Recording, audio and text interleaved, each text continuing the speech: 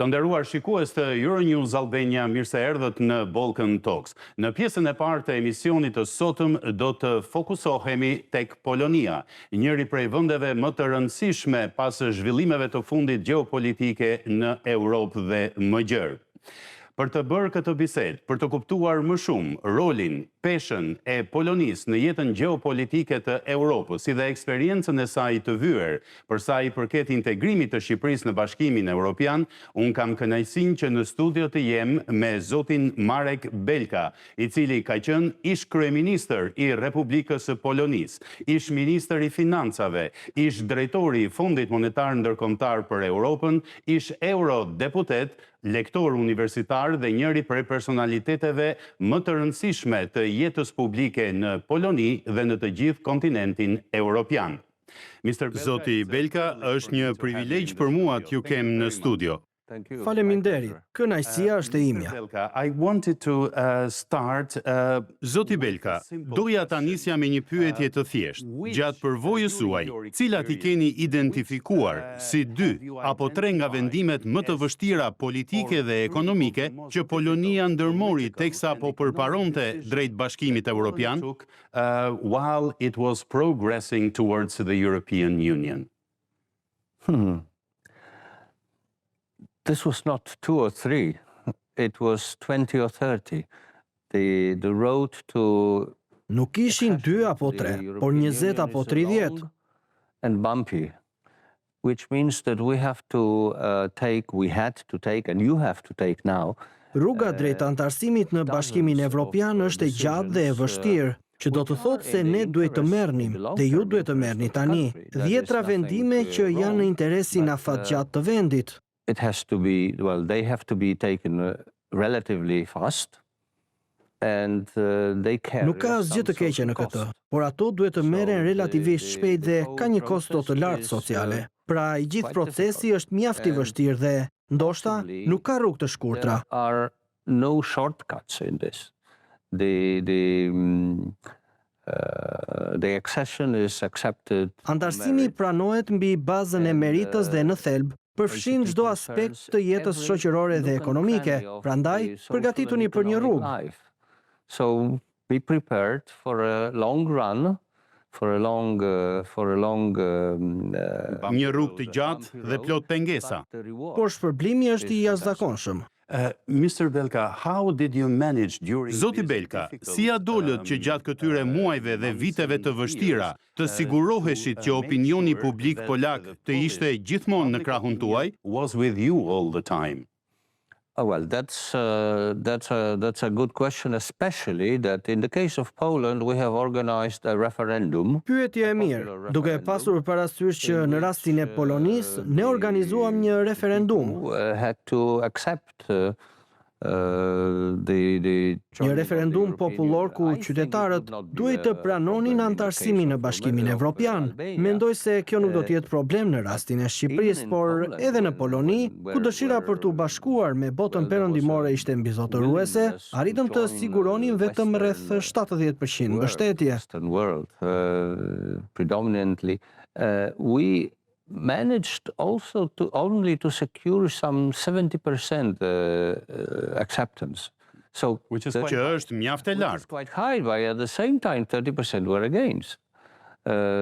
So, yes, që është mjaft e lartë, por njëkohësisht 30% ishin kundër. Po, na duhet t'ua shpjegonim njerëzve, por gjithashtu e dini, në këtë fazë të negociatave kishte disa fonde parantarësuese, kështu që njerëzit mund t'i ndjenin përfitimet. People could feel that përfitimet. Yeah, immediate benefit. Po, përfitimet me njëhershme. Sidomos në zonat rurale ku, siç e dini, fermerët janë gjithandej më konservatorë, por më pak të gatshëm për të pranuar ndryshime. Kjo ndodhi edhe në Poloni. Prandaj na duhet t'u tregonim atyre rezultate pozitive të menjëhershme, përfitime të drejtë për drejta dhe kështu ndodhi. And basically, how important was this Dhe në process thelb, of sa i rëndësishëm ishte ky procesi negociatave të vazhdueshme mes autoriteteve dhe elitës politike që ishte në favor të integrimit të Polonisë në Bashkimin Evropian, por edhe ato 30% që përmendët, euroskeptikët, kërkonin një trajtim të veçantë, nëse mund ta quaj kështu. Well, all you can do is to show examples. And this was very convincing. The people Po, gjithçka që mund të bësh është të japësh shembuj konkret. Edhe kjo ishte shumë bindëse. Njerëzit e dinin mirë, ishin shumë të vetëdijshëm për ndryshimet në nivelin e jetesës, në standardin e jetesës mes nesh dhe vendeve të BE-s. And the them, Western countries. and them, so to say. Yeah, correct. Well, I think it is even more pronounced. Mendoj se kjo ndjesi është dhe më e theksuar në Shqipëri. Nuk jam i shqetësuar, edhe pse aktualisht 90% e shqiptarëve mbështesin integrimin në BE, kjo përqindje do të bjerë sepse do t'ju duhet të përshtateni me standardet e Bashkimit Evropian. As you will have to adjust to the standards of European Union, this will drop. Looking back at the process that you Duke parë pas në procesin që menaxhuat gjatë rrugës së Polonisë drejt integrimit evropian, por dhe duke kuptuar mirë edhe pozicionin e Shqipërisë në këto momente, cila do të ishte këshilla juaj për qeverinë dhe për opinionin publik shqiptar? Public opinion. Well, number one, you have to be consistent and Së pari, duhet të jeni të qëndrueshëm dhe koherent në përmbushjen e kritereve. when you fulfill the criteria. This, and I'm sure that certain groups of interest will Jam i sigurt që disa grupe interesi ndoshta nuk do të jenë haptazi kundër integrimit apo antarësimit në BE, por do të përpiqen të ngatrojnë apo të zvarisin procesin, gjë që është e pamundur. Prandaj, roli kryeministrit është vendimtar. Possible. So there is a huge role of the prime minister even. I mean, in my experience, Nga përvoja ime, ishte kryeministri forca udhëheqëse që arriti të kapërcej rezistencën e ministrave që ishin kundër, sepse secili prej tyre kishte sektorin e vet për të mbrojtur, interesat e veta, elektoratin e vet në një farë kuptimi. To look after. yeah, their interest, their let's say electorate. Është pikërisht roli i kryeministrit të shtyjë përpara dhe njëkohësisht të përdorë të gjitha kapacitetet e komunikimit publik për të edukuar qytetarët. And at the same time, you have to use all the, let's say, PR capabilities to educate the people. In the case of Poland, there was another. Në rastin e Polonisë kishte edhe një faktor tjetër që nuk është i pranishëm në Shqipëri, që është kisha. The church. Po, kisha. Prandaj kishin frikë se kisha do të ishte skeptike. We were afraid that the church will be skeptical. Konservatorizmi. It is, and especially that.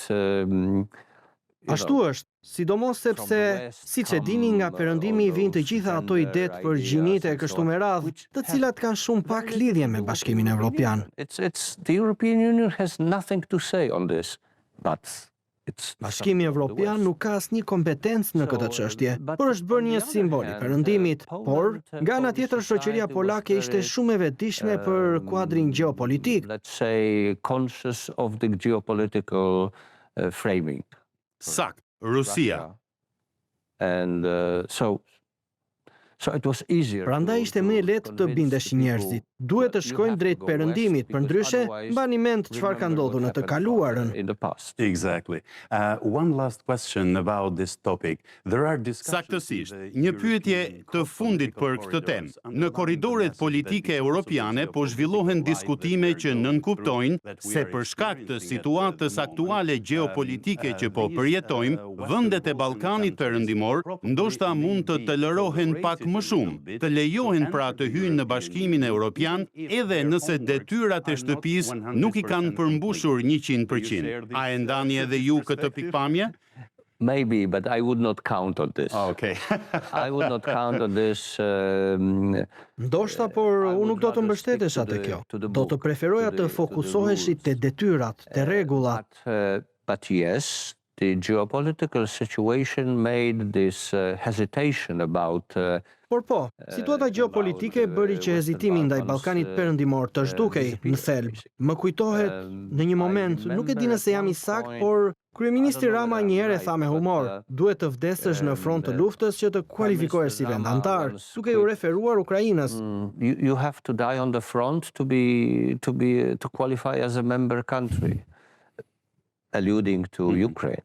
But really, Por realisht, lufta në Ukrainë në një kuptim të tërthortë sigurisht ndihmoi në largimin e hezitimit dhe zvarritjes për sa i përket Ballkanit Perëndimor. Hesitation, procrastination as to the Western Balkans. So, yes. Pra, po, objektivisht situata gjeopolitike përshpejton procesin. Accelerates the process. Good. Mirë, le të kalojmë tek një çështje tjetër e rëndësishme për të cilën do të doja të përfitoja nga ekspertiza juaj e jashtëzakonshme. Lufta mes Rusisë dhe Ukrainës po vazhdon. Cili është këndvështrimi juaj personal, zoti Belka? A e prisnit ju që të ndodhte fillimisht dhe a e prisnit që të zgjaste kaq shumë? Well, we didn't expect it in the early decade of the 2000s. But then after the invasion of Crimea, Nuk e prisnim në fillim të viteve 2000, por pas aneksimit të Krimes, gjithçka dukej e mundur. Kështu që nuk ishte komplet një surprizë, por sigurisht të gjithë u habitën që ndodhi pikërisht në shkurt të vitit 2022. So exactly in February 2022, and then well, pastaj, fillimisht rusët kur nuk e prisnin që kjo të zgjaste kaq shumë, sepse kishin një plan për të pushtuar Kievin. Në më pak se për një javë. And here came, a surprise. Po, dhe aty ishte surpriza. Vendi, Ukraina, rezultoi shumë rezistent, populli, shoqëria, më pas ushtria dhe më pas mbështetja nga perëndimi. And then the army. And then the support from the West. So, yeah, it's Pra po, në një farë mënyrë është surprizë që po zgjat kaq shumë, por të gjithë dëshirojmë që mizorit dhe lufta të marrin fund. Would like to the atrocities, the war to stop. Mr. Belka, Zoti Belka, ju jeni politikan, por gjithashtu ekspert në shumë fusha. Ajo që tërheq vëmendjen është se Ukraina, ndërsa lufton, godet objektiva dhe trupa ushtarake, ndërsa rusët godasin pa asnjë dallim. Russians hit indiscriminately. Well, that's obviously terrible. This is something which makes the West. Po, kjo është qartazi e tmerrshme, mizore. Kjo është diçka që e bën perëndimin, ndonse në disa pjesë të tij, të mos nguroj për ta mbështetur Ukrainën në mënyrë të pakushtëzuar. In some parts of the so-called West. But exactly what you have pointed to is a factor that Por pikërisht ajo që përmendët ju është një faktor që le të themi zbërthen karakterin barbar të këtij regjimi. Nuk kam parasysh popullin rus, edhe pse shumica prej tyre mbështesin Putinin, por regjimi në Kremlin është i tmerrshëm. Ai paraqet tiparet më të këqija të Rusisë, të paktën kështu perceptohet në vendin tim. It's terrible. It shows the worst features of Russia. At least this is perceived so in my country. Following up on what you said, Duke vazhduar atë që ju thatë, zoti Belka, a ka shumë ankth në Poloni se ndoshta Polonia apo dhe vendet të tjera antare të Bashkimit Evropian apo vendet fqinje mund të jenë të radhës, apo Rusia e ka marrë mësimin që nuk mund ta pushtojë Ukrainën as pas gati 4 vitesh lufte? in almost 4 years now. Well, first, this is our obvious interest to support Së Ukraine. pari, është në interesin tonë të qartë ta mbështesim Ukrainën dhe ta ndihmojmë të rezistojë. Second is that Së dyti po, ekziston një shqetësim se Putini nuk do të ndalet në Ukrainë, çfarëdo që të ndodh. Ndoshta ne nuk jemi të parët në radhë.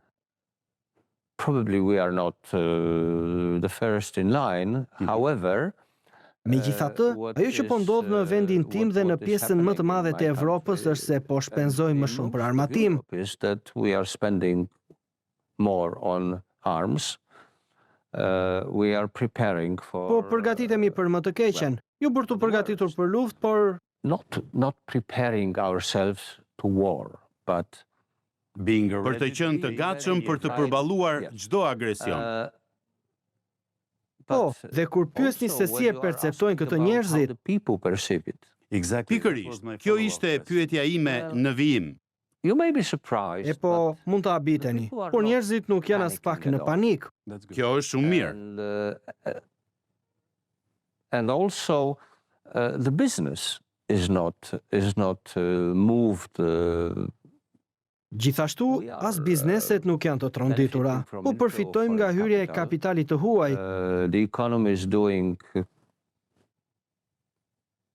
better than in the whole European Union. Ekonomia po ecën më mirë se në të gjithë Bashkimin Evropian. Deri tani, jeta është normale dhe e begatë. Prosperous. That's good. Mr. Belka, while I was preparing myself... Kjo është shumë mirë. Zoti Belka, gjatë përgatitjes së kësaj interviste, vura re se për vitin aktual, 2025, Polonia ka miratuar një buxhet mbrojtjeje prej rreth 49 miliard dollarësh. Një ndarje buxhetore rekord kjo, që përfaqëson shumën më të lartë të propozuar ndonjëherë. Dhe Polonia tashmë kryeson në NATO për sa i përket shpenzimeve për mbrojtje në raport me prodhimin e brendshëm bruto. Tani, a është ky një hap i mirëpritur nga opinioni publik apo ka zëra që ankohen? Përse po shpenzojmë kaq shumë për ushtrinë, kur mund të investojmë në shëndetësi, në arsim, në infrastrukturë apo edhe në sektor të tjerë? We can spend on education when we can spend on infrastructure and other sectors like it. This is the case. Kjo ndodh në Spanjë. Po, saktësisht. Not in Poland. Aha. Por jo në Poloni, dhe respektoj plotësisht qëndrimin e opinionit publik në Spanjë. Sepse ata janë mjaft larg nga... Not in Poland. Of course, there are some... Por jo në Poloni, sigurisht ka ndonjë zë të veçuar që kundërshton, por është një përqindje e vogël. Small margin. All political forces, and predominantly Të gjitha forcat politike dhe në shumicë dërmuese edhe popullsia e kuptojnë që duhet të shpenzojmë më shumë për mbrojtje. Problemi është natyrisht si shpenzon këto fonde. How you spend. Saktësisht. And here there are discussions whether some decisions were correct. Dhe këtu ka diskutime nëse disa vendime të marra në të kaluarën kanë qenë të drejta. American arms, weapons, or maybe develop European. Nëse duhet të orientoheshim më shumë drejt armatimeve amerikane, apo ndoshta të zhvillonim armatime evropiane, është diskutimi. Por fakti që duhet të sakrifikojmë nuk vjet në dyshim. Is not contested. Mr. Belka, Zoti Belka, një çështje e rëndësishme që doja të diskutoja me ju është qëndrimi i presidentit të ri amerikan Donald Trump ndaj konfliktit mes Rusisë dhe Ukrainës, si dhe qëndrimi i tij ndaj vetë Rusisë, i cili është krejtësisht i ndryshëm nga i presidentit të mëparshëm, presidentit Biden, me përvojën dhe ekspertizën tuaj. Si e shihni ju këtë? Very negatively. That's no doubt. Shumë negativisht për të mos thënë frymëzuese negativisht. Okay, I think that he wants to bring about peace. That's fine. Kjo është e padiskutueshme. Ne nuk e kuptojmë atë. Dakord, mendoj se ai dëshiron të sjellë paqe. Kjo është në rregull. Problemi është se dyshoj që Trump nuk e kupton Putinin dhe është shumë naiv në këtë drejtim. Very naive about Putin. I mean, you cannot appease Putin. Nuk mund të pajtosh Rusin dhe sidomos Rusin e Putinit. Power. And there is a power. Ajo një vetëm një gjë, fuqinë, dhe kjo fuqi është si ushtarake, ashtu dhe ekonomike. Ushtria amerikane është bindshëm by far the most powerful. Më e fuqishmja. And European economy is Po, dhe ekonomia evropiane është shumë herë më e madhe se ajo ruse. Prandaj duhet të jemi realist. Sort of realistic. Mr. Belka, If I can ask you a direct question. Zoti Belka, nëse mund t'ju bëj një pyetje të drejtë për drejtë, cili është statusi i marrëdhënieve ushtarake dhe ato të fushës së sigurisë mes Polonisë dhe Shteteve të Bashkuara të Amerikës? The United States of America. Well, so far it's very good. We are Deri tani ato janë shumë të mira. Ne jemi klientë e industrisë ushtarake amerikane. Gjithashtu kemi një mbështetje të pakushtëzuar për NATO-n. Nga njëra anë, mendojmë se evropianët duhet të vendosin rregull në shtëpinë e tyre, të shpenzojnë më shumë, të mbështeten më shumë te vetja. Evropa duhet të mbështetet më shumë tek vetja. On itself, Europe should rely on itself more, but at the same time we don't want to loosen relations. Por njëkohësisht nuk duam të prishim marrëdhëniet me NATO-n apo me Shtetet e Bashkuara. Edhe ky është realizëm, por edhe një lidhje që buron nga simpati dhe mirëkuptim afatgjatë ndaj Amerikës. Rooted in long-standing sympathy and understanding towards America. Good. Mirë, Zoti Belka, një tjetër pyetje. Çfarë mendoni ju për ndikimin që kjo politike e administratës së re amerikane ka mbi Bashkimin Evropian ose mbi vendet kryesore të Bashkimit Evropian si Gjermania, Polonia, Franca apo edhe tek Anglia apo Mbretëria e Bashkuar? Duket sikur ato po afrohen më shumë me njëra tjetrën. Mos harroni Italinë. Sigurisht, ata janë pak më ndryshe.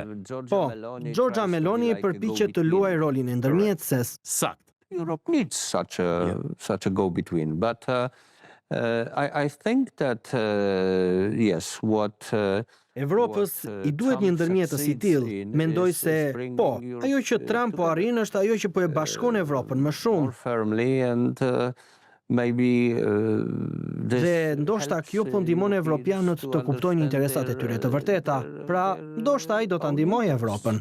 so maybe he will help Europe. But do you trust Po, it? por a i besoni ju kësaj? Kam jetuar për një kohë të gjatë në Londër duke punuar për BBC-n dhe gjatë kohës që bëja masterin në studimet e gazetarisë, kam lexuar një fjali nga Margaret Thatcher. Ajo thoshte, ne na duhet prania amerikane në Europë sepse interesat individuale të fuqive europiane shpesh janë aq të ndryshme nga njëra tjetra sa na duhet patjetër një fuqi që të na sigurojë një lloj mbrojtjeje apo ndihme. Well, I don't deny she's right, but this Nuk e helping mohoj që hand ka is të not, drejtë, por ajo lloj ndihme nuk është më it's aty. not Nuk është me ready gatshme. anymore, A mund të jemi and 100% të sigurt që Neni 5 i famshëm i statutit të NATO-s vazhdon të jetë i vlefshëm? Article 5 of NATO statutes is still holding. So Pra, nëse ky ndryshim radikal i qasjes amerikane ndaj shumë çështjeve është një lloj krize, kjo nuk mund të ndihmojë Evropën, sepse Bashkimi Evropian, uniteti evropian shpesh forcohet nga krizat her pas here. European Union, European unity is boosted by occasional crisis. Correct. Mr. Belka. Sakt, Zoti Belka, si e interpretuat ju atë shprehje që bëri bujë në gjithë Europën dhe më gjerë, të artikuluar nga kancelari i ri gjerman Friedrich Merz, kur ai tha, Gjermania është rikthyer. We hope it's true. Shpresojmë që të jetë e vërtet, sepse, siç ka thënë dikur me humor ministri i jashtëm, Sikorski, për shumë jo shekuj, por dekada, Well, not centuries, decades. We were afraid of German. kemi pasur frikë nga tepër aktiviteti gjerman. Tani shqetësohemi që nuk janë mjaftueshëm aktiv. After all, Germany is one of the Në fund të most fundit, important Gjermania është një nga parts of the pjesët European më të rëndësishme të integrimit integration and evropian dhe European potencialit të mbrojtjes potential, evropiane, dhe ata janë aleatët tanë. Mos e harroni defense këtë. effort. And they are our allies. Don't forget about it. Yeah. Two more Po, questions. dy pyetje të fundit, zoti Belka. Samiti i NATO-s që do të zhvillohet në Hag, ku dhe presidenti Trump ka njoftuar se do të marrë pjesë. Të gjithë liderët e Bashkimit Evropian dhe antarët e NATO-s do të jenë të pranishëm aty. Cila është ndjesia juaj personale? Çfarë prisni ju nga ky samit në aspektin e aleancës transatlantike, për sa i përket sigurisë dhe bashkëpunimit ushtarak midis Shteteve të Bashkuara dhe botës perëndimore europiane? Nëse mund të shprehem kështu. I don't dare having any expectations because Nuk guxoj we të don't kem know pritshmëri what, sepse nuk e dim çfarë do të bëjë Donald Trump. But I hope that Por shpresoj që ai ta shfrytëzoj këtë mundësi për të zbutur tensionet, të afrohet më shumë me pozicionin evropian, sidomos tani që ka një faktor të ri. to come closer to the European position, especially there is a new factor now. Lindja e mesme, Irani, Izraeli, dhe mendoj se nëse vepron racionalisht, ai ka nevojë për aleat në këtë përballje, në këtë situatë. Dhe kush janë aleatët e tij? Evropa. He would need allies in this duel, in this situation. And what allies does he have? Europe. Natural allies. And my final Aleat natyral. Dhe pyetja ime e fundit. Ju e përmendët në një nga përgjigjet tuaja, zoti Belka, por dua një përgjigje të drejtë për drejtë. A është ende neni pesti NATO-s i vlefshëm dhe i shenjtë me gjithçka që po ndodh mes Trumpit dhe Europës? Le të themi mes Trumpit dhe Putinit më saktë. Yeah. Po. I don't know. Nuk e di. So you have got Keni shumë pikë pyetje. And one Po, thing I dhe don't një gjë, want it to be nuk dua tested. që të testohet. Nobody does. Askush nuk do. Zoti Belka, ju faleminderit shumë që erdhët në studio.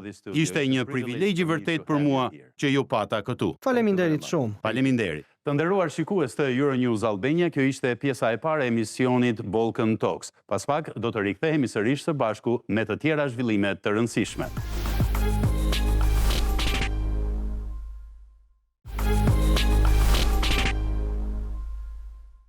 Të nderuar shikues të Euronews Albania, rikthehemi sërish në transmetim në emisionin Balkan Talks.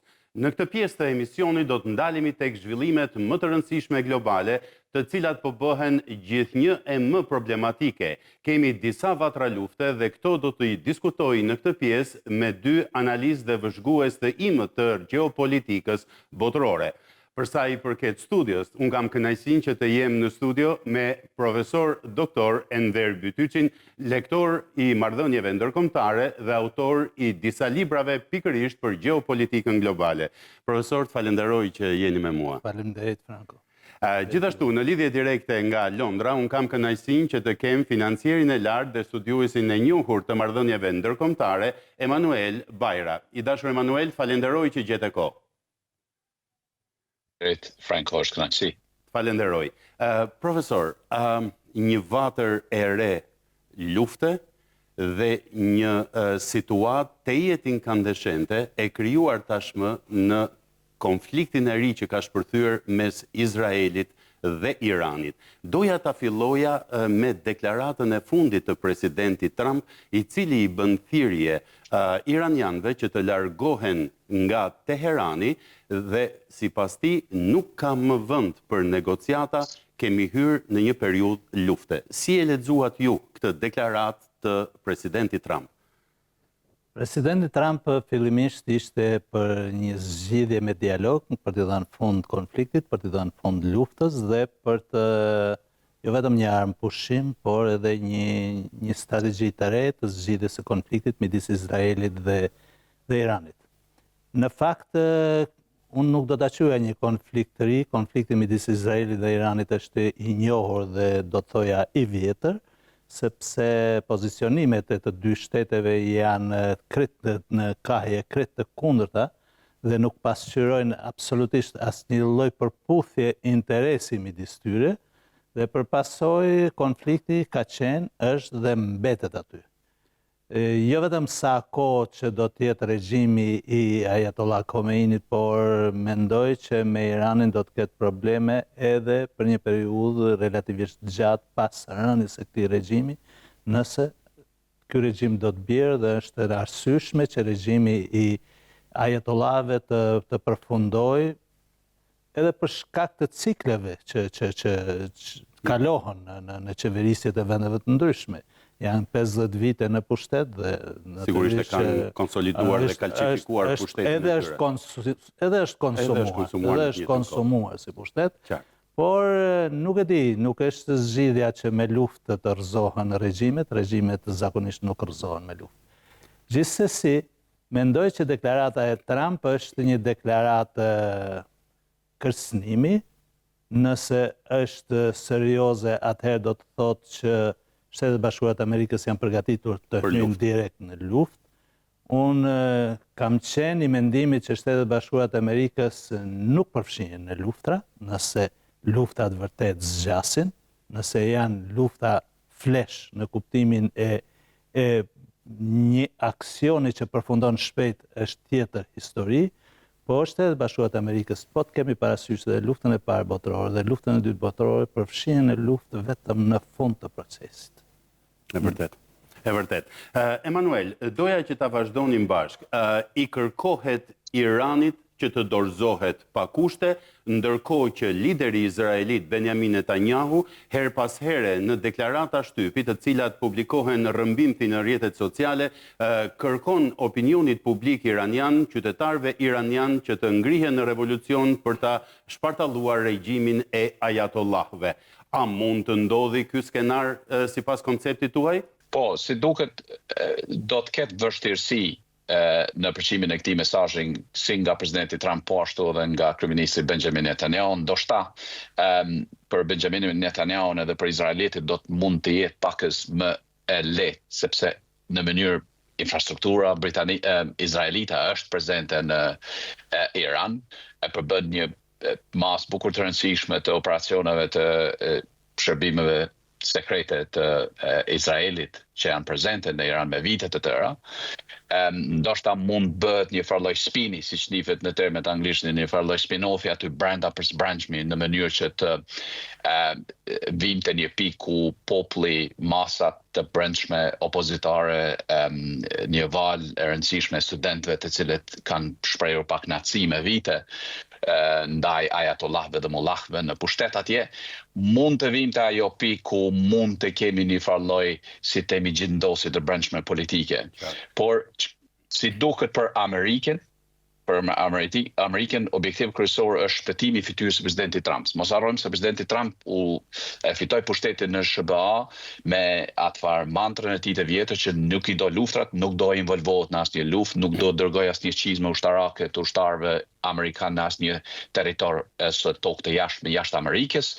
Edhe kjo si duket objektivi amerikan ose ndërhyrës amerikane jo kur do ndodh, jo nëse do ndodh, po kur do ndodh, mendoj unë, është që të përfundohet sa më shpejt që është mundur me rënien e Mullahëve, edhe me instalimin e një sistemi qeverisje provizionale.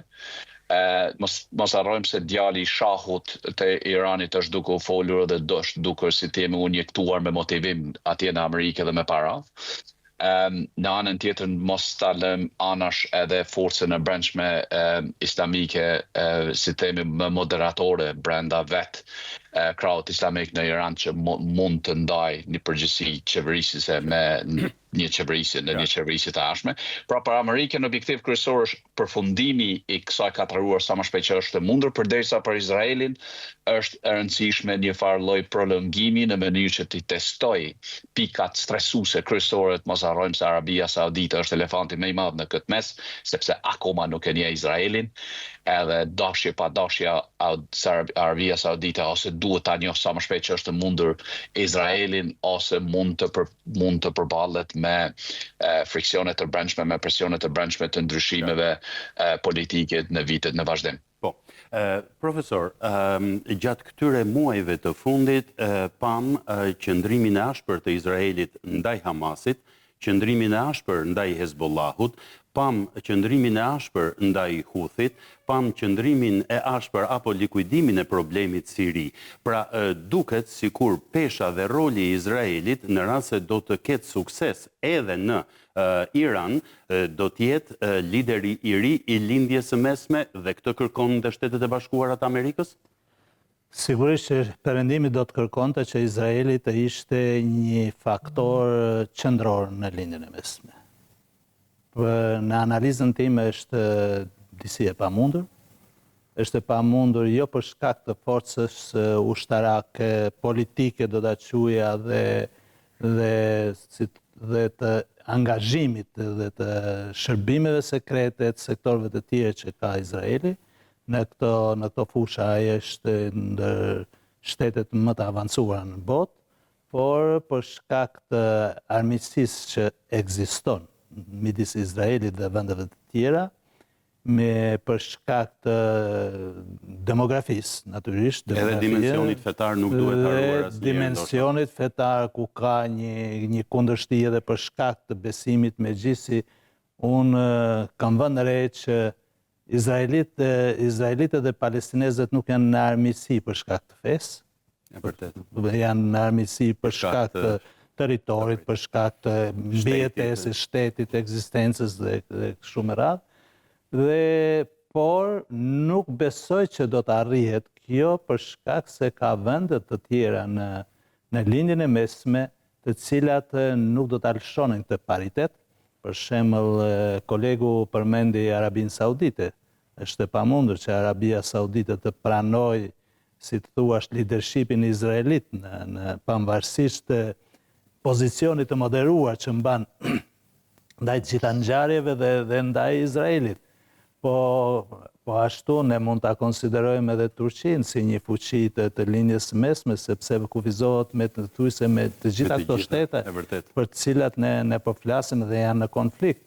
Ka edhe vende të tjera të cilat janë vende me shumicë dërmuese ose vende me popullsi shumë të madhe islamike, si për shembull Pakistani, dhe madje me fuqi bërthamore. Pra janë shumë elementë të cilet ne duhet i marrim në konsiderat sepse do të fshihet nga faqja ose nga tema e ditës konflikti Iran-Izrael apo konflikti Iran-Perëndim, dhe në Iran po bëhen ose mund të bëhen ndryshime. Për mua ndryshimet do të vinë mas luftës, sepse do ketë vështirësi Irani. Asnjë qeveri nuk do të jetë e zonja të zgjidh problemet që shkakton lufta. Dhe aq më tepër një qeveri që është bartëse e përgjegjësisë për atë luftë, dhe mbas luftës Irani mund të ndryshojë regjimin e tij dhe ka shumë shanse ta ndryshojë, por gjatë luftës nuk mendoj që do të ndodhë kjo. Gjithsesi them që Izraeli ka krijuar një avantazh të dukshëm, por mos harrojmë se Izraeli për mua ka ndërmarrë këtë aktin e sulmeve ndaj Iranit edhe për një arsye të këtyre elementeve që ju përmendet në përballjen e tij, sidomos në Gaza.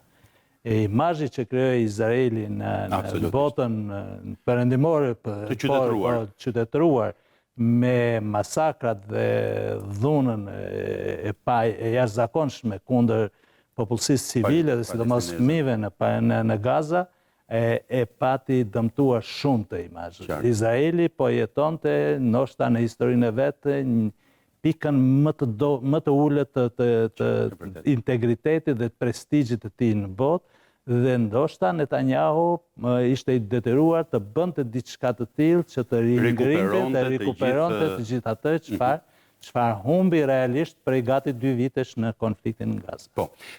Emanuel, për ta vazhduar pak më tej aty ku e la profesori, pas asaj çka ndodhi në Gaza, ky sulmi i Izraelit, këto sulme të vazhdueshme të Izraelit, to replika ushtarake në distancë me Iranin, duket sikur e kanë përmirësuar disi imazhin e tij në botën perëndimore dhe kudo, sepse Irani, të mos harrojmë, nga presidenti George Bush ishte identifikuar si boshti i së keqes, axis of evil. Por, ajo që ka unë doja që të ngacmoja, ka edhe një deklarat të kancelarit Friedrich Merz, i cili deklaroi, Izraeli po bën punë të pista aty edhe për llogarit tonën. Dhe këtë doja të ndalesha, e gjithë bota perëndimore po mbështet Izraelin në të gjitha format, qoftë morale, qoftë ushtarake, qoftë diplomatike. Përse? Janë shumë elemente këtu, Franco, por mendoj unë përveç shpëtimi i fytyrës së Izraelit, që është ma merr mendja unë është më tepër një çështje teknike dhe perceptimeve të arkitekturës moderne të shoqërive globale, është edhe element ulmet ndaj Iranit, për shkak se Irani po vazhdonte vetëm sa po dobësohej. Pse Irani po dobësohej, janë shumë elemente, por është nën elemente tjera. Në ndërto unë mund ta veçoj, janë sasia eksporteve të gazit edhe naftës që Irani ka qenë në gjendje të bëj në këto 6 muajt e fundit, e sidomos në këto 3-4 muajt e fundit që nga 2 prilli i këtij viti kur presidenti Trump imponoi tarifa. Mos harrojmë, për teleshikuesit tanë është e rëndësishme ta kuptojnë që ndërlidhja e tarifave e politikave globale tregtare edhe gjeopolitikës janë të ngjizura. Absolutisht. Një rënje e nivelit të madh të eksporteve të Iranit që u bë dhe me supresion nga Rusia dhe naftës është Kina.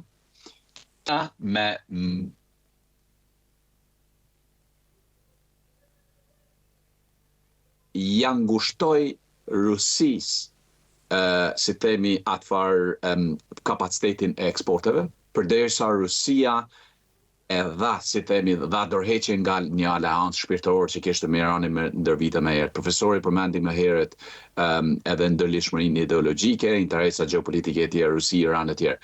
Pra, momentumi që u shfrytzuan nga Izraeli është pikërisht kjo, është në bazamentin ekonomik, në bazamentin tregtar, por në anën tjetër është edhe një farë shpëtim fytyre për vetë Evropën, sepse Evropa nuk mund ta gjente një justifikim, një arsyetim racional që ta mbështeste Izraelin në kampanjën e tij për kundër Hamasit dhe Hezbollahut. Kështu që tashmë kemi një stratagjem të ndryshme, kemi një riarkitekturim total të gjithë pejsazhit të lindjen mesme, mos harrojmë element të rëndësishëm këtu që shumë në mënyrë interesante është duke u mbajtur i qetë është pikërisht Siria dhe Turqia. Presidenti Erdogan proteston edhe përdor një retorik anti-Izrael, por mos harrojmë që një fuqizimi i Turqisë që ta nuk përshkon me interesat e Ameriko-Izraelit.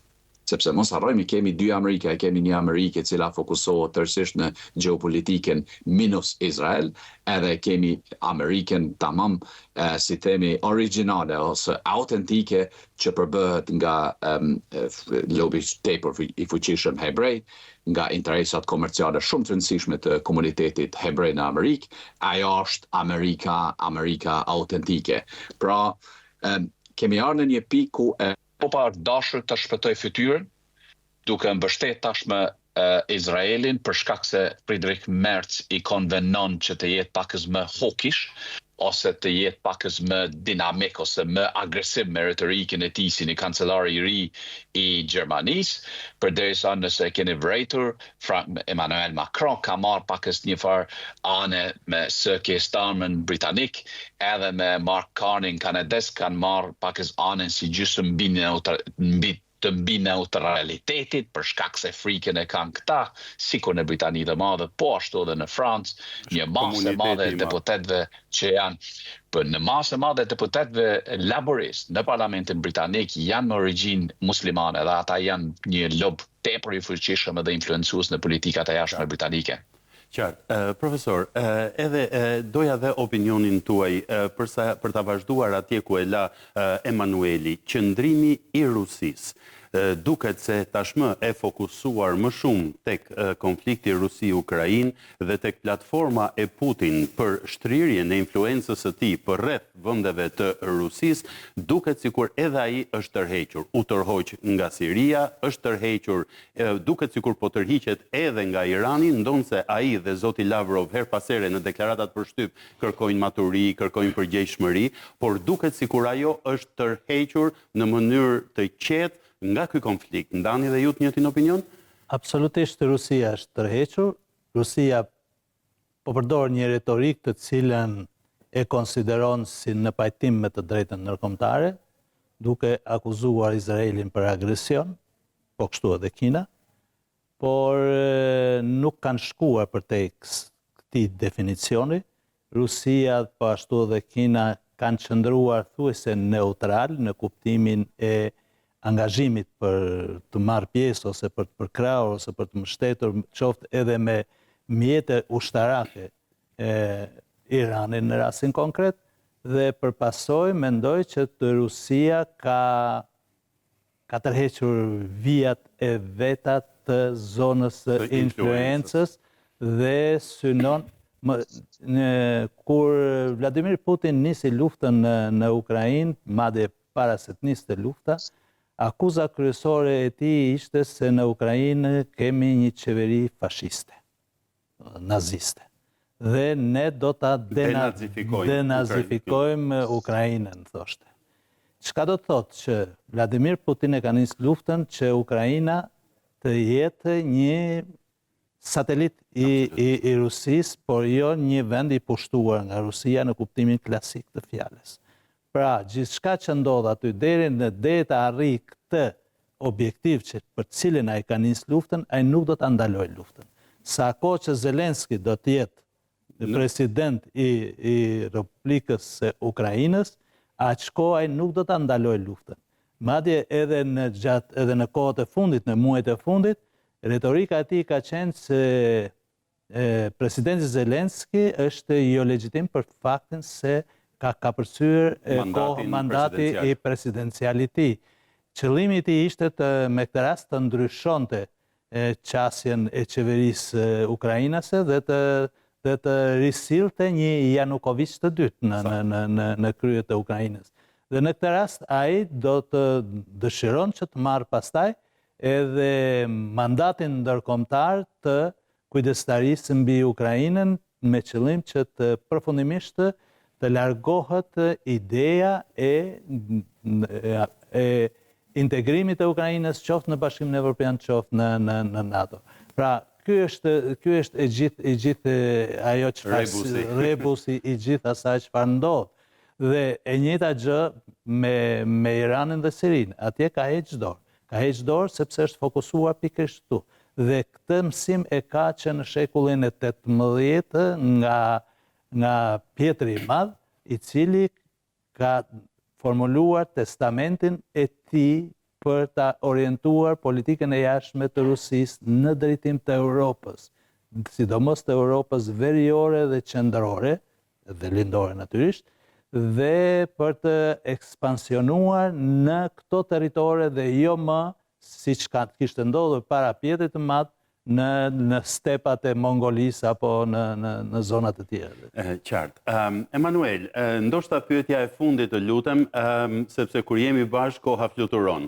Për sa i përket qasjes amerikane në raport Izrael-Iran dhe qasje amerikane në raport Ukrainë-Rusi, duke patur parasysh edhe faktin që kemi të bëjmë me europian kokfort për sa i përket Rusi-Ukrainë, por edhe duke qenë se jemi në prag të samitit të rëndësishëm të NATO-s në Hag në datën 24 dhe pritet, duke qenë se dhe vetë presidenti Trump do të jetë i pranishëm në të, doja të dija si e shikon ti qasjen amerikane ndaj këtyre dy vatrave teje të nxehta, sepse do jetë dominante për sa i përket mënyrës se si presidenti Trump do ta orientojë politikën e tij të jashtme brenda mandatit që ka në dispozicion. Po, Franco, kjo është shumë e rëndësishme, për shkak se kemi ndryshim, si themi një diskrepancë të madhe të mendësisë politike, diplomatike, gjeopolitike të presidentit Trump në krahasim me azëm 10 presidentet e fundit të Shteteve të Bashkuara të Amerikës, të cilët ishin më pro-evropian, edhe i njihnin edhe i pranonin ato etnogjenezën etnike të tyre. Për shembull, presidenti Clinton kishte një gjysmë të familjes irlandeze, presidenti Reagan ishte irlandez, presidenti Obama ishte i përzirë afrikan me irlandez, presidenti Bush lidhjet me Skocinë dhe me Irlandën. Përderisa presidenti Trump është shumë më i afërt me Evropën, sidomos specifikisht me Skocinë dhe me Britaninë e Madhe, por për presidentin Trump çka është e rëndësishme, besoj unë, është aspekti kulturor kur vjen në pyetje raporti Evropë-SBA, për shkak se mos harrojmë, siç e thash edhe më herët, mantra e presidentit Trump është hiperpopuliste, është si themi e ingranuar nga ose derivon nga aspektet kulturore, si për shembull kjo mendësia woke që nifet në Perëndim, në Amerikë, në Evropë gjithandej, mendësia e supresionit të bardhëve të zë, etj. Pra, presidenti Trump dhe administrata tashme amerikane e percepton Evropën sikur një gigant i fjetur që duhet shfrytzuar ekonomikisht me çfarë do lloj mundësie që është mundur, për atë arsye edhe e verbon, si themi, qasjen amerikane, edhe si themi deri diku edhe e ofendon atë farë sensin Evropë Amerikë në aspektin diplomatik dhe të marrëdhënieve të forta me ta. Pra kemi kërcim nga etnogjenez, një politik, një diplomaci, një geopolitik euroatlantike me një etnogjenez etnike dhe kulturore historike, në një stat tjetër ku presidenti Trump personalisht ka interesa me Izraelin për shkak se gjysma familjes tij janë të konvertuar në hebrej, përderisa presidenti Trump edhe familja tij janë tepër të interesuar të kenë qasje në asetet e Izraelit, por edhe në asetet e lindjes së mesme, e pam vizitën e fundit $5 triljarë që proklamon presidenti Trump që morri me vete në kontratat të ardhshme për Amerikën.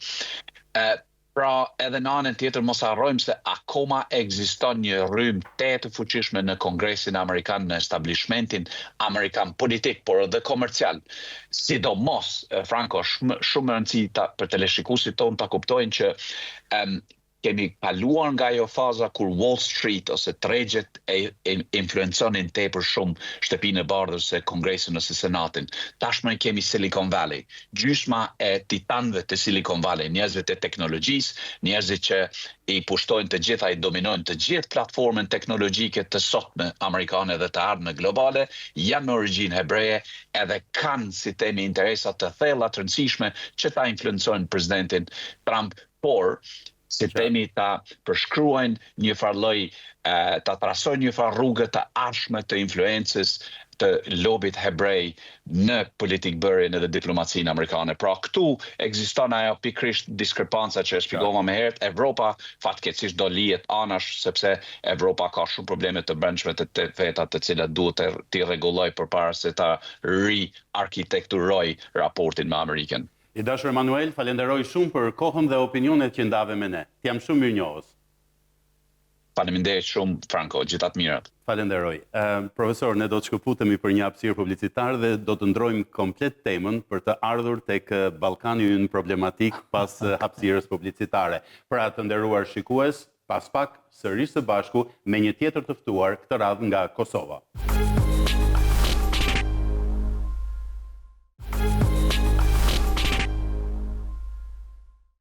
Të nderuar shikues të Euronews Albania, rikthehemi sërish në emisionin Balkan Talks. Në këtë pjesë, siç ju informova pak më herët, do të fokusohemi tek problematika mes Kosovës dhe Serbisë, por jo në raportet e tyre direkte, por në raportin e Shteteve të Bashkuara të Amerikës me ta.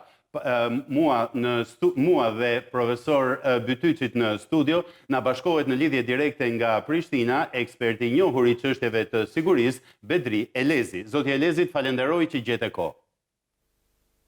Falenderoj për ftesën po ashtu. Zoti Elezi, doja që ta fillonim bashkë. Sigurisht që bëri përshtypje dhe erdhi si rufe në qiell të pastër. Ajo deklarat nëpërmjet rrjetit të tij social të presidentit Donald Trump, deklarata ku ai përmend në mënyrë specifike Kosovën dhe Serbinë dhe e citoj: "Gjatë mandatit tim të parë, Serbia dhe Kosova ishin duke shkuar drejt një përplasjeje të ashpër siç kanë bërë për dekada dhe ky konflikt afatgjat ishte gati për të shpërthyer në luftë. E ndalova atë, Biden e ka dëmtuar perspektivën afatgjat me disa vendime shumë të pakuptimta, por unë do ta rregulloj atë sërish." Si një ekspert autoritar i çështjeve të sigurisë në Kosovë, por edhe në Ballkan, si e lexuat ju këtë deklaratë të presidentit Trump në raport me linjën e tij politike dhe çështjeve të sigurisë, zoti Elezi? Dhe më lejoni ta rikujtoj se së bashku kemi diskutuar këtë çështje më herët dhe kam paralajmëruar rikthimin e vëmendjes së SBA-ve në drejtim të Ballkanit e posaçërisht të Kosovës. Shtetet Bashkuara të Amerikës kishin nxjerrë Kosovën në rend të dytë për shkak disa veprimeve politike e veprime të cilat më pas edhe sjellën veprime të cilat ranë në kundërshtim me parimet dhe angazhimit të Shtetit Bashkuar të Amerikës për Ballkanin, përkatësisht për Kosovën. Por inteligjenca amerikane dhe politika jashtme e saj, duke parë lidhjen natyrale të Kosovës, e popullit të Kosovës me popullin amerikan, në fund vendosën që të rikthehen edhe një fuqishëm, duke marrë në duart e tyre timonin për të vendosur një herë mirë çështjen e përfundimit të dialogut mes Kosovës dhe Serbisë. Ju e dini që Kosova kishte pas disa veprime nga të cilat edhe ishte sankcionuar, tani më akoma jemi në sanksione përfshi këto sankcione edhe nga SBA-ja për shkak të veprimeve të pakoordinuara dhe të njëanshme të Kosovës, të cilat më pas edhe u kundërshtuar, jo vetëm nga SBA-ja, por nga Bashkimi Evropian dhe Kosova kishte ngjecje sa i përket angazhimeve të saj në aspektin ndërkombëtar. Dhe krejt kjo pas një situate të rishikuar nga administrata e re e presidentit Trump, por i kthehet Kosova fillimisht, po besojmë fuqishëm që do të merret vendimi për fillimin e realizimit projektit të bazës amerikane në Kosovë. Ju dini që ushtria amerikane është e vendosur në Kosovë përmes NATO-s, por ne presim që së shpejti të fillojë zbatimi i projektit për ndërtimin e bazës amerikane, e cila do të jetë e shkputur nga NATO, por do të jetë një bazë amerikane siç është ajo në Nürnberg të Gjermanisë, përkatësisht baza në Nürnbergut do të zhvendoset në Kosovë dhe e dyta ka të bëjë me sigurinë ekonomike.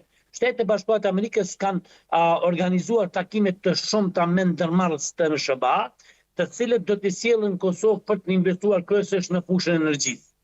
Ju e dini që kishte pas një angazhim të politikës së Kosovës për ta penguar projektin e energjisë elektrike, ku ishte investitori pikërisht nga Shtetet e Bashkuara të Amerikës dhe u pamundësua projekti i cili kishte interes ekonomik ndërmarrësia amerikane në prodhimin e energjisë dhe tani po duket që SBA-ja ka siguruar mekanizma për të kaluar këto çështje teknike dhe së shpejti do të kemi edhe zbatimin e projektive ekonomike dhe pritet dikon parafërsisht 8 ndërmarrje të fuqishme SBA-ve për një periudhë 5 vjeçare të vinë Kosovë dhe të investojnë në energji dhe bizneset të cilat lidhen me çështjen e energjisë.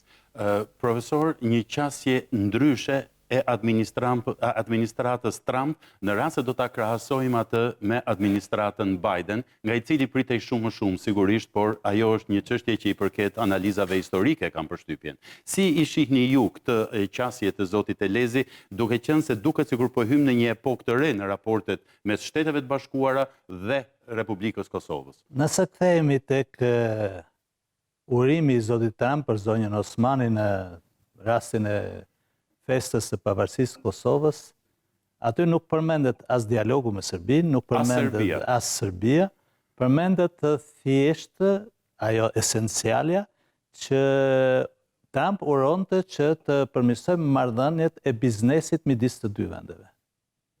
Çka do të thotë në mbështetje të zotit Elezi? Çka do të thotë që interesat ekonomike dhe të sigurisë në Kosovë janë dy shtyllat kryesore mbi të cilat Shtetet e Bashkuara të Amerikës do të operojnë për Kosovën dhe do të ndihmojnë në Kosovë. Ngritja e bazës ushtarake amerikane është një lajm fantastik dhe jashtëzakonshëm, sepse do të thotë që në Kosovë do të konsolidohet prania ushtarake amerikane dhe besoj që vizitat shumë të rëndësishme të Ministrit të Mbrojtjes dhe të shefit të Forcës së Sigurisë së Kosovës, zotit Bashkim Jashari, janë në këtë kuadër, janë në kuadër të bashkëpunimit. Unë di që në Pej po ndërtohet edhe një fabrik nga një sipërmarrës i fuqishëm i prodhimit të dronëve dhe municioneve nga Shtetet Bashkuara të Amerikës, po kështu edhe një tjetër nëpërmjet të Turqisë, dhe kjo do të thotë që Kosova po shndrohet edhe po trajtohet si shtet në Ballkan. Më i rëndësishmi mbas Serbisë, por Serbia ende nga perëndimi nuk trajtohet si një shtet i rëndësishëm për shkak pas sigurisë së aleancave që ajo ka megjithëse jam në atë linjë që edhe Serbia po e humb ashtu si edhe Ayatollah Khomeini dhe Bashar al-Assad, si thua, besueshmërinë dhe lidhjen e tij me Moskën. Kështu që janë i treti do të jetë ky Aleksandar Vučić. Në këtë kuptim them që qasja amerikane sot është krejt ndryshe nga qasja e Bidenit. Bideni i përmbahej kryesisht politikave dhe diplomacisë europiane. Sakt. Ndërsa Trump ka revolucionarizuar, si thuash, qasjen, qëndrimin, dimensionin, dhe kjo është një augur i mirë. Nërsa përfundimin ne do ta shohim se si do vinë, por unë jam i sigurt që Trump e ka përcaktuar tashmë se do të merret dhe e ka përcaktuar që Kosovën dëshiron ta forcojë si një shtet të konsoliduar në Ballkan. Deri tani besoj ka patur një dilemë, do të ekzistojë si shtet Kosova apo do të kemi një shtet me një pjesë të Kosovës të bashkuar me Shqipërinë e pjesa tjetër të bashkohet Serbisë. Mendoj që kjo dilemë ka përfunduar edhe për një arsye, për shkak të pozicionit që ka mbajtur Shqipëria, ka përfunduar kjo dilemë në mënyrë të pavullnetshme.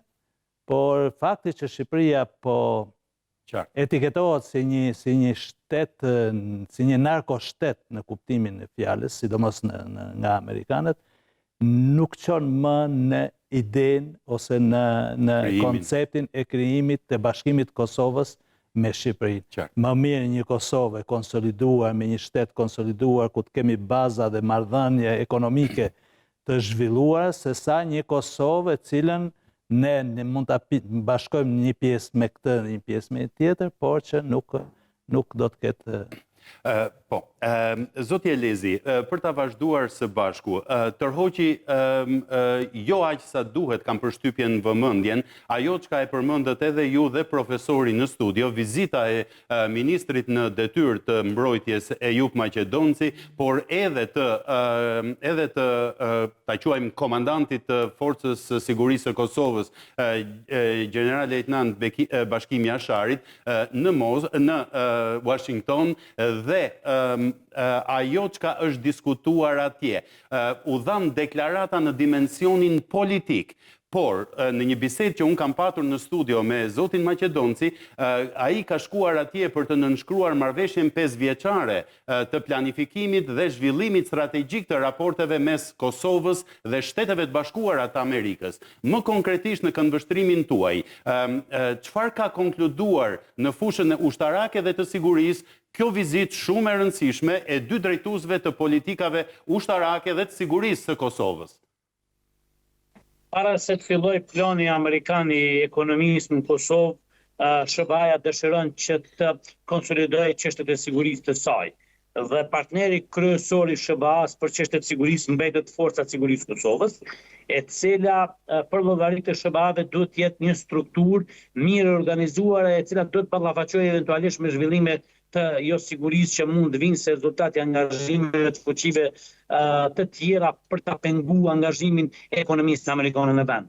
Dhe krejt kjo ka të bëjë me një marrëveshje e cila do të zbatohet mes dy shteteve dhe që ka për qëllim ngritjen e kapaciteteve përformuese të forcës së sigurisë së Kosovës krahas ushtrive moderne apo krahas kërkesave koherente kapaciteteve profesionale të ushtrive, cilat mund të themi garantojnë veprime konkrete të sigurisë. Në marrëveshjen që do të zbatohet, çështja e parë që do të jetë është infrastruktura e komunikimit. Çka do të thotë kjo?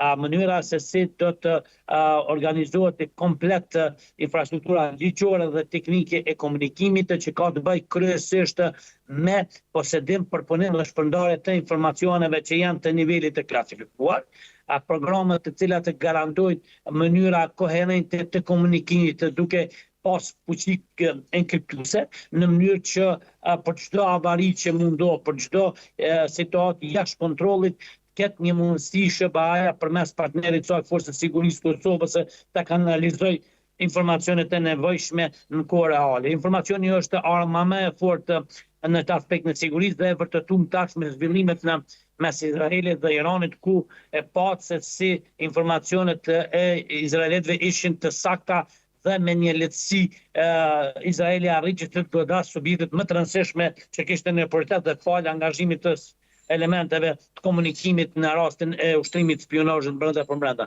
Prandaj SBA-ja dëshiron që forca e Kosovës të jetë mirë organizuar dhe strukturuar në këtë çështje në mënyrë që më pas të vihet edhe në mundësi për të zbatuar programet e armatimeve të ndryshme koherente. Ju e keni parë që për shembull marrëveshja e Kosovës me SBA-n për çështjen e shkëmbimit të armatimeve, si çështja e Xhavellinit. Po, ndjes që ndërhyj zoti Elezi, për audiencën që na ndjek, pasi e di ndjeshmërinë e tyre si gazetar, doja të bëja një pyetje direkte. Për sa i përket armatimit, ndonë se është i klasifikuar, zoti Maqedonci tha, ne si Republike e Kosovës, pjesën më të madhe, ose pjesën e luanit të armatimeve, i marim nga Shtetet e Bashkuara të Amerikës, por jo vetëm. Në bazë të kësaj marrëveshje dhe të marrëveshjeve të tjera paraprake, cilat janë llojet e armatimeve, nëse mund t'i zbuloni, që Republika e Kosovës për llogaritë të FSK-s merr nga Shtetet e Bashkuara të Amerikës? E para që duhet përmend janë raketat të cilat kanë për qëllim organizimin e mbrojtjes, si për shembull raketat Xhavellin është njëra prej tyre të përmendime që është bërë publike. Do të vendosen në dispozicion të Republikës së Kosovës raketat të cilat janë kryesisht në angazhimin kundërajror, që kanë të bëjnë me llojet e avionëve të cilat për shembull Serbia ka dhe do të ketë angazhime në pjesën e strukturës të kundërajrorëve e që vinë në një sistem që janë ndoshta i keni pa lëvizse e që kanë për qëllim vendosen e raketave të tipit që ndjekin kryesisht avion e që Serbia aktualisht posedon. Jo pse nuk kisha dashur që t'jap shumë detaje, por për shkak se marrëveshjet akoma janë në fillimet e saja dhe pa pas një leje përkatëse nuk isha dashur shumë zbuloj, por ajo që du të them se po përgatitet Forca e Sigurisë së Kosovës pikërisht në çështjet e mbrojtjes dhe primare do të jetë tani angazhimet e dronët. Për shembull do të kemi dronë të SBA-ve koherent, të cilët do të kenë mundësi të angazhimit tyre për të parandaluar çdo sulm eventualisht nga ajri, që kanë dy fuqi. Të njëjtit mund të angazhohen në drejtim të goditjes së objekteve lëvizëse toksore dhe atyre, domethënë që janë ajrore. Do të kemi një lloj baze të vogël e cila ka për qëllim një sistem miniatur të mbrojtjes ngjashme me izraelite kupolla hekur, por që do të jetë në dimension kaj tjetër dhe kryesisht me përmasa më të vogla, të cilat janë përmasa që angazhohen në një territori siç e ka Kosova. Mos ta harrojmë edhe faktin se disa nga mjetet e rëndësishme që kanë bëjnë me angazhime kundërajrore do të jenë vendosura në bazën amerikane, e cila tani do të jetë e nivelit të bazë amerikane dhe jo e NATO-s, por që do të jetë në bashkëpunim të vazhdueshëm me Forcën e Sigurisë së Kosovës. Një detaj që duhet ta bëjmë me rëndësi, që nuk është përmend deri më tani. Forca e Sigurisë së Kosovës do të ndihmoj bazën amerikane edhe në çështjen e angazhimeve konkrete për ta zvogëluar numrin e personave të angazhuar për çështje më pak teknike, dhe do të zvogëloj numrin e punëtorëve apo të angazhuarve të ushtrisë amerikane për të qenë në kuadër të përpjekjeve të eficiencave që SBA ka në angazhimet e saj në vendet jashtë territorit të SBA. Kjo FSK-ja do të jetë një partner, një lloj angazhimi strumbullari i bashkëpunimit Kosovë-Shqipëri, Kosovë-Amerika për shtypjen. Dhe një informacion të fundit lutem. Në kuadër të bazës amerikane do të ndodhë një mrekulli që ajo pritet të ndodhë, do të vendoset një bazë në kuadër saj e Homeland Security, domthonë inteligjencë kombëtare e SBA-s, e cila deri më tani nuk është në Ballkan, është vetëm në Gjermani, dhe do të kemi fat që do të jemi epicendra e këtij angazhimit një strukture kaq të fuqishme inteligjente të Shtetit Bashkuar të Amerikës. Kam përshtypjen që nuk ka nevojë të thuhet, po ta bëj kërkesën presidenti Trump për shtetin e 51 në Ballkan, ne e dim tani se kush është. Në fakt Rugova ja kërkoi Albrightit këtë zonja Albright. Vërtet nuk e dija. Zonja Albright. Kishte një ide në Presidenti Rugova. Kishte një ide mbas ndiku nga mbas ngjarjeve të vitit 2004 se aleatët tanë në Europë nuk po pranojnë që Kosova të jetë e pavarur, prandaj shihni një zgjidhje tjetër. Dhe presidenti Rugova i drejtohet zonjës Albright. Ne pranojmë të jemi shteti 51 i Shteteve të Bashkuara të Amerikës, le mos na njohin shtetet tjera. Ai po ja kërkon Kanadas, ndërkohë që do ta kishte shumë kollaj po ta drejtonte në anën tonë. Doja të të pyesja i dashur Bedri, cili është mesazhi që merr Republika e Serbisë nga ky intensifikimi i jashtëzakonshëm i raporteve mes Shteteve të Bashkuara dhe Republikës së Kosovës në dimensionin e sigurisë dhe mbi të gjitha në dimensionin ushtarak? Thënë të drejtën asnjëherë më parë nuk ka qenë kaq e qartë SBA-ja sa i përket ruajtjes së interesave të saj në jashtë territorit të SBA-ve, përfshi Ballkanin, dhe në këtë rast mesazhi është shumë konkret dhe shumë i qartë që në rast se Serbia do të tentojë të eskalojë situatën e sigurisë, SBA-ja është e përcaktuar saktësisht për të marrë veprimet të saj të duhura, dhe jam i bindur që tani Serbia do të angazhohet në çështjet që kanë të bëjnë me kërkesat e normalizimit të marrëdhënieve, do të besoj do të zbatohet ai projekti i presidentit Trump në Trumpin për marrëdhënie ekonomike. Ju kujtohet që ishte angazhuar një fond në Washington, një fond rreth 4 miliardë dollar që do të përfitonin 2 shtetet nga 2 miliardë për zbatimin e programit të paqes, i cili kishte për qëllim angazhimin e 2 vendeve në çështjet e ekonomisë, formati që ishte bërë mes Gjermanisë dhe Francës para ndërtimit të Bashkimit Evropian. Në këtë projekt realisht do të përfitojnë 2 vendet dhe do të ketë programe që do të lidhin popujt në mënyrë që të shkutet nga ndikimi i politikave dhe ndikimeve jashtë Serbisë. Ne e dimi që Serbia ka ndikimet e saj të Rusisë dhe të partnerëve të saj, dhe SBA-ja përmes formave dhe administrata Trump përmes formave ekonomike po dëshiron që të largoj, mund të themi, vëmendjen e qytetarëve në angazhimin politik dhe të ngrisë interesat një drejt për drejt kompanive dhe kështu të sforcoj lidhjen e pushtetit në Serbi me qytetarë dhe ndërmarrësi dhe të ushtrohet presioni publik dhe qytetarë në drejtim të administratës së Serbisë. Realisht janë projekte inteligjente që i shmangën konflikteve dhe burime të reja të sigurisë në përgjithësi. SBA-ja ka dhe një qëllim tjetër që është shumë e rëndësishme që duhet ta përmendim. Dëshiron që të kemi një marrëdhënie të mirë me Serbinë për arsye të liçenit të Ojmanit, sepse SBA do të barkojnë Kosovë me projektin ekonomik për çështën e energjisë. Gazi të ngjilli i Kosovës do shndrohet në gaz dhe nga ajo formë do të prodhohet energjia elektrike, e cila është njëra ndër kërkesat më të mëdha ekonomike tani në botë dhe njëra ndër ndikues kryesor, impakti kryesor në botë sa i përket çështës së ndërmarrësisë. SBA-ja dëshiron që Ojmani të jetë një strukturë që nuk goditet politikisht dhe nuk ka probleme mes 2 shteteve, në mënyrë që ky liçej të shërbej reaktorëve që prodhojnë energji për ftuarjen e tyre. Dini që pa Ujmanin e vështirë që të prodhohet energji Kosovë, sepse nuk bëhet ftuarja e reaktorëve të cilët të shndrohen me energji elektrike, dhe prandaj Kosova dhe Serbia ka nevojë që të mbyllin problemet që kanë. Do të kemi një njëjë, unë besoj që para përfundimit të mandatit të presidentit Trump, ndoshta një vit para përfundimit të mandatit, do të kemi një njëjë gjendjes faktike të Serbisë do të ndonjëherë Kosovën, kështu do të mbyllet besoj edhe problemi i cili ka të bëjë me sigurinë. Ajo që duhet përmendë një ekskluzive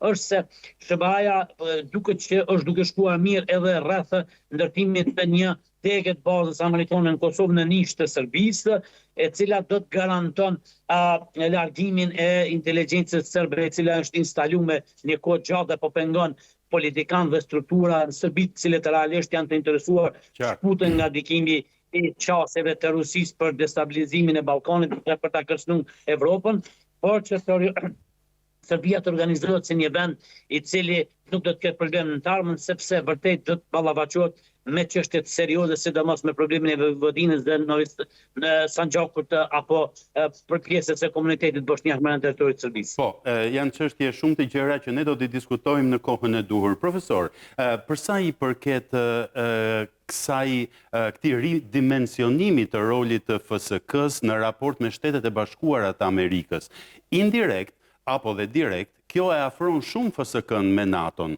por gjithsesi, a mund të jetë lokomotiva Shtetet e Bashkuara Amerikës për ta tërhequr FSK-n dhe Kosovën si shtet antar të NATO-s, duke qenë se kemi ato 4 shtete antare të NATO-s që nuk e njohin Republikën e Kosovës? Së pari do të doja të theksoja diçka të veçantë. Në bazë deklaratës së zotit Trump ka filluar një diskurs në Kosovë i cili për mua është jo produktiv. Me këtë do të bisedoj presidenti Trump, sidomos nga ana e opozitës, sepse sipas tyre nuk ka lider politik që janë të gatshëm ose të aftë profesionalisht dhe politikisht të bisedojnë me Amerikën për çështjet që kanë ngelur pezull pas zgjidhur në marrëdhëniet me Serbinë. Ky diskurs është antikombëtar.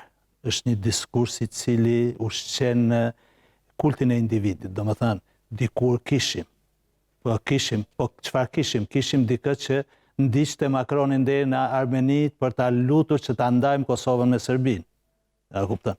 Dhe pikrisht ky kult po ngrihet sepse dhe unë jam kundër një ide të tillë, edhe në planin praktik për një arsye tjetër. Ne kemi një presidente në Kosovë, e cila për mendimin tim mbas Ibrahim Rugovës dhe mbas rolit të Sejdiut në bisedimet për statusin e Kosovës në këtë periudhë, ajo po mban peshë të jashtëzakonshme në arenën ndërkombëtare, në marrëdhënie ndërkombëtare.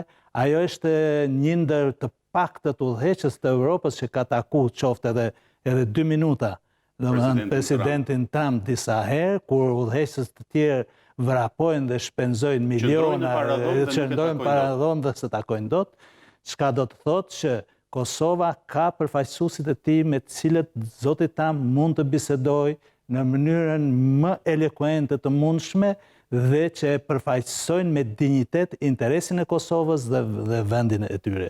Prandaj dua të tërheq në rastin tërheq vëmendjen që opozita për shkaqe politike të brendshme duhet të largohet nga retorika të tilla të cilat të dëmtojnë procesin, sepse fundit ndikojnë edhe në marrëdhëniet midis Kosovës dhe Shteteve të Bashkuara të Amerikës. Dikush mund të thotë mos kemi me këtë bisedojmë se kështu thonë ata vetë. Jo, është presidentja që është legjitime edhe në ty. Ne kemi udhëheqës të cilët bisedojnë.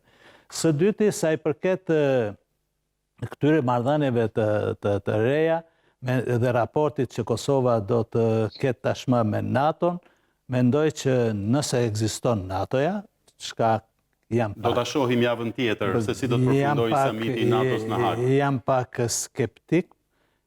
Kosova natyrisht që do të jetë pjesë e NATO-s dhe ndoshta do të jetë vendi i fundit që do pranohet në NATO.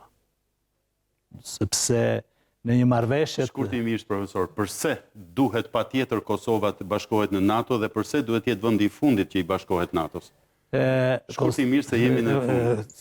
Do të jetë vendi i fundit sepse në një rend të ri botëror, nëse do të ekzistojë NATO-ja, nuk do të ketë më zgjerim të NATO-s. Kjo do të jetë taksative dhe e mbyllur një herë e përgjithmonë. me qëllim që të mos ketë më asnjë alibi të konflikteve të ardhshme që ka po zhvillohen sot, sidomos në Ukrainë. Së dyti do jetë NATO-ja, se NATO-ja në Kosovë, ashtu si është, Shtetet Bashkuara të Amerikës do kenë bazën e tyre ushtarake. NATO-ja ka bazën e tyre ushtarake. Dhe nga ana tjetër, KFOR-i gjendet aty. KFOR-i duhet të dalë jashtë dhe të hyjë NATO-ja vetë brenda, duke e pranuar Kosovën si shtet antar të saj. Pra është të gjithë elementet shkojnë, përveç faktit që Kosova, nëse Serbia nuk devijon aleancën e vetë me Rusinë, Kosova është vija e fundit kufitare me lindjen. Qartë.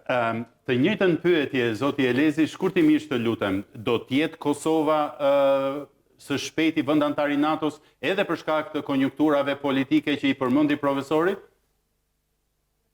Unë pajtona plotësisht me profesorin, është e saktë ajo që profesori sapo tha, dhe jam i bindur që vetëm në ndryshim, vetëm një çështje ndryshe do ta kam nga profesori, unë jam i bindur që Serbia do të ndryshojë sa i përket angazhimit të saj në raport me Rusinë, do të pranojë realitetin e ri dhe do të ketë parasysh pasojat nëse e njëjta nuk do të shkfutet nga përpjekja për të qenë në aleancë dhe satelit i Rusisë dhe partnerëve të saj për të realizu plane politike duke kërcënuar sigurinë e gadishtull ballkanik dhe Bashkimi Evropian.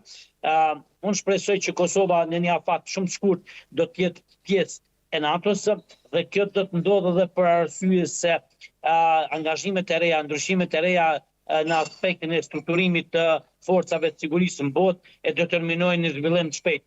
Jam informuar që janë tejkalu disa mund të themi disa si ta quaj ashtu disa protokolle të cilat i ka parapar NATO për Kosovën dhe përshpejtohet afati i antarësimit drejt kësaj strukture kaq fuqishme në botë sa i përket sigurisë. Zoti Elezi, shumë mirënjohës për kohën dhe opinionet që ndam së bashku. Është gjithmonë kënaqësi bashkëbisedimi me ju. Falenderoj. Profesor, shumë mirënjohës për kohën dhe faktin që erdhët në studio për të ndarë këto çështje të gjeopolitikës globale dhe ato rajonale. Kënaqësia imja. Falenderoj. Gjithmonë me ju, kënaqësia është e ime. Shumë faleminderit. Të nderuar shikues të Euronews Albania, ky ishte Balkan Talks për ditën e sotme. Takimi i radhës është nesër në orën 18. Deri atëherë nga unë Franco Egro, faleminderit për vëmendjen dhe miru takofshim.